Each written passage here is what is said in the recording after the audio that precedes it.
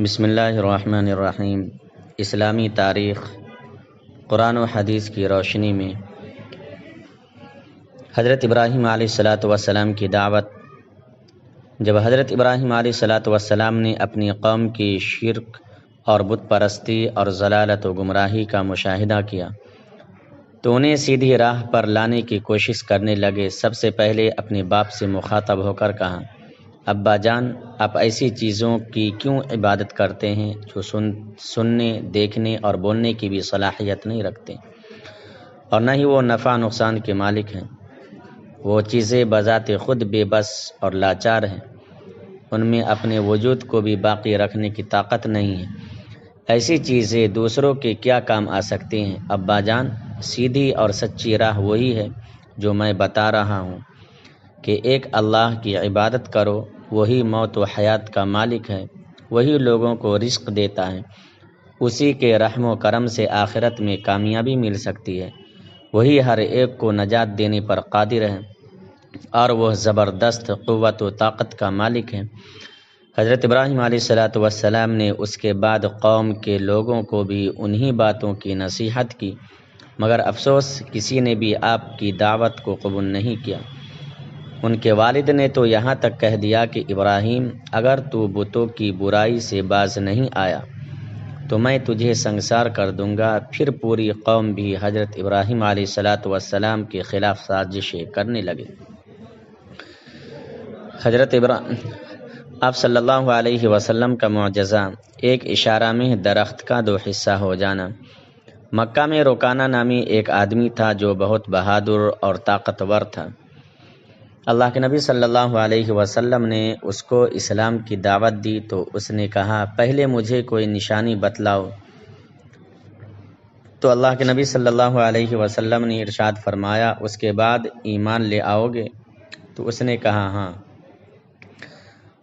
قریب میں کانٹوں کا ایک درخت تھا جو بہت ہی گنجان اور شاخوں والا تھا۔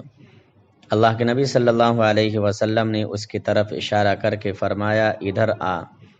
تو اس درخت کے دو حصے ہو گئے، ایک حصہ اپنی جگہ رہا اور دوسرا حصہ اللہ کے نبی صلی اللہ علیہ وسلم کے سامنے آ کر کھڑا ہو گیا۔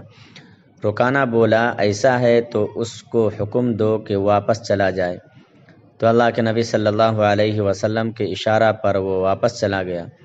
جب وہ دونوں حصے آپس میں مل گئے تو اللہ کے نبی صلی اللہ علیہ وسلم نے رکانہ سے کہا، ایمان لے آؤ، لیکن وہ ایمان نہیں لایا۔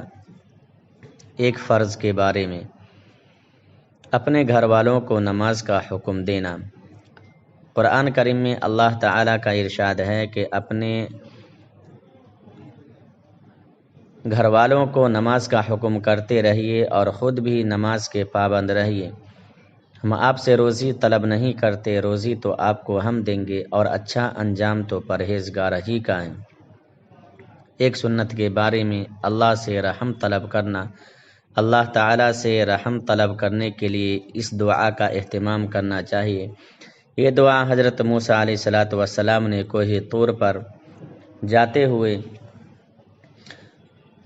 پڑھی تھی، انت ولینا فاغفر لنا وارحمنا وانت خیر الغافرین۔ اے اللہ، آپ ہی ہماری خبر رکھنے والے ہیں، اس لیے ہماری مغفرت اور ہم پر رحم فرما، اور آپ سب سے زیادہ بہتر معاف کرنے والے ہیں۔ ایک اہم عمل کی فضیلت، دوزخ سے نجات۔ اللہ کے نبی صلی اللہ علیہ وسلم نے ارشاد فرمایا کہ جب تم مغرب کی نماز سے فارغ ہو جاؤ تو 7 مرتبہ یہ دعا پڑھ لیا کرو، اللہم اجرنی من النار، اے اللہ مجھ کو دوزخ سے محفوظ رکھیے۔ جب تم اس کو پڑھ لو اور پھر اسی رات تمہاری موت آ جائے تو دوزخ سے محفوظ رہو گی، اور اگر اس دعا کو 7 مرتبہ فجر کی نماز کے بعد بھی پڑھ لو اور اسی دن تمہاری موت آ جائے تو دوزخ سے محفوظ رہو گے۔ ایک گناہ کے بارے میں جھوٹی تہمت لگانا۔ قرآن کریم میں اللہ تعالیٰ کا ارشاد ہے کہ جو لوگ مسلمان مردوں اور مسلمان عورتوں کو بغیر کسی جرم کے تہمت لگا کر تکلیف پہنچاتے ہیں تو یقیناً وہ لوگ بڑے بہتان اور کھلے گناہ کا بوجھ اٹھاتے ہیں۔ دنیا کے بارے میں، دنیاوی زندگی ایک دھوکہ ہے۔ قرآن کریم میں اللہ تعالیٰ کا ارشاد ہے کہ اے لوگو، بے شک اللہ تعالیٰ کا وعدہ سچا ہے، پھر کہیں تم کو دنیاوی زندگی دھوکہ میں نہ ڈال دے اور تم کو دھوکہ باز شیطان کسی دھوکہ میں نہ ڈال دے۔ یقیناً شیطان تمہارا دشمن ہے، تم بھی اسے اپنا دشمن ہی سمجھو۔